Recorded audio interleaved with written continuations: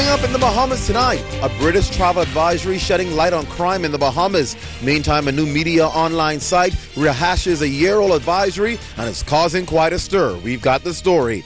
A national hero was honored today in a special service. We're there. And who is the king of the mighty wing? We've got the highlights of the National Wing Eating Contest. You don't want to miss that. Stay close. The Bahamas Tonight Sunday edition starts right now.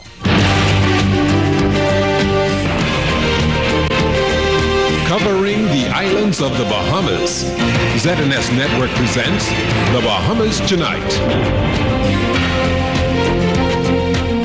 It is great to have you with us for the Sunday edition. I'm Clint Watson reporting tonight. Well, last year the Bahamas welcomed 24,000 British visitors, but will those numbers be the same this year following an online travel summary? Well, according to travel advice from Britain's Foreign and Commonwealth Office, dated October 10th, most of their visitors had trouble-free vacations. However, some tourists were victims of robbery. Brits are advised to be vigilant at all times. They're told not to walk alone on beaches and the downtown area, especially after dark. The report warns visitors not to travel with large amounts of cash or jewelry. As for the Family Islands, it says that they are relatively crime-free compared to the capital and Grand Bahama. Now, regarding the water sports industry, the summary indicates that it's poorly regulated, and every year people are killed or seriously injured by the improper use of jet skis or other watercraft. Visitors are advised not to rent jet skis unless they are experienced in its use. The summary stressed that there are no travel restrictions in place, and this is only advice. Well, today a new media online website carried a story publishing a year-old travel advisory from the U.S. State Department, which warned that the Bahamas is troubled with a serious crime problem. And while this notice is old, many feel that the implications are still far-reaching, especially after it's now being carried on the World Wide Web and a local media site. Tourism officials said they will not respond to the site and give credence to their year-late publication.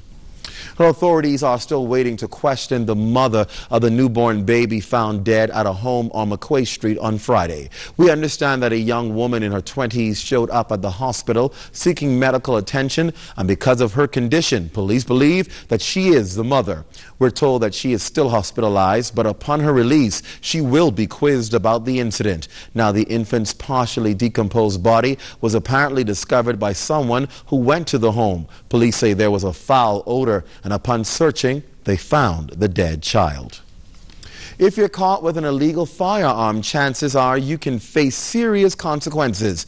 But Senior Pastor of New Covenant Baptist Church, Bishop Simeon Hall, is appealing to persons in possession of illegal guns to take advantage of the 30-day amnesty period, which ends on November 3rd. Hall believes many are afraid to turn in those guns, and they should be encouraged to contact a pastor or someone they trust. The pastor says too many young black men are taking our laws for granted and should always be reminded that prison time of up to 7 years robs family, particularly children, of their father's presence and protection.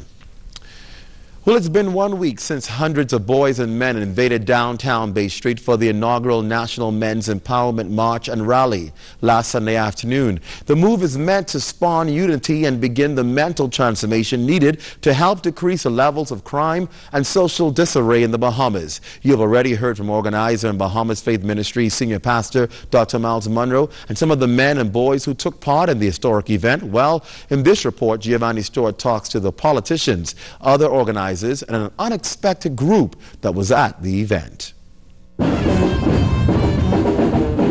The march began at the Southern Recreation Ground and onto Blue Hill Road, down along Bay Street, ending at Rawson Square.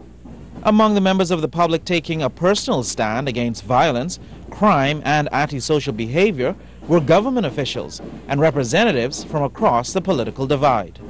Men who are trying to be fathers and trying to be responsible are making a sincere effort to show that they can make a difference in the direction of the society. And wherever men make that kind of decision, then I feel I must be there to lend my support. So for me it was important, not necessarily as a member of the Progressive Liberal Party, but as a man who loves his country. I'm a nationalist, and I recognize that at the very basic level, until a man's hearts change, we won't have any change in this country. Certainly not a political position we're taking, and at the end of the day we hope this is the start of something good, and that when we leave here, that men out there who are questionable in their desires would think differently. Criminal activity and disorderly conduct in the Bahamas are oftentimes tied to alcohol and drug abuse. Teen Challenge Director Eric Fox says mistakes past, it's time to make it up. It's very important for Teen Challenge to be a part, because I believe the young men that I serve in my ministry, we are part of the problem. We created this problem. So I think it's only right for us to take responsibility and be a part of who's going to fix the problem. The escalating crime wave has also been impacted by the growing Haitian Bahamian community. It's a fact that Haitian Bishop Cherylis Exante says we can no longer ignore. The Haitian and Bahamian mix together. If the Bahamian suffering, the Haitian suffering. Reason why we encourage the Bahamian people and the Haitian to put together to bring peace in the Bahamas. And although the march and rally was designed as a men's and boys event, quite a number of women were also on hand to show them that they have their backs. I'm out here to support the young men who are on the parade. I have a father who's out here, uncles and brothers who are out here. I believe as a woman it's very important to support the men. And I'm Giovanni Stewart, ZNS News. Well, for those of you who are wondering about the Broadcasting Corporation of the Bahamas' digital upgrade, Broadcasting Minister Tommy Turnquest recently gave an update in the House of Assembly. Government is in the final stage of reviewing the digital upgrade, some $5 million that have been allocated. Funding have also been identified, as you would have heard during the budget debate, for the upgrade of digital equipment. But ZNS now is the only media house, I believe, in the Bahamas that's using an analog system as opposed to a digital system.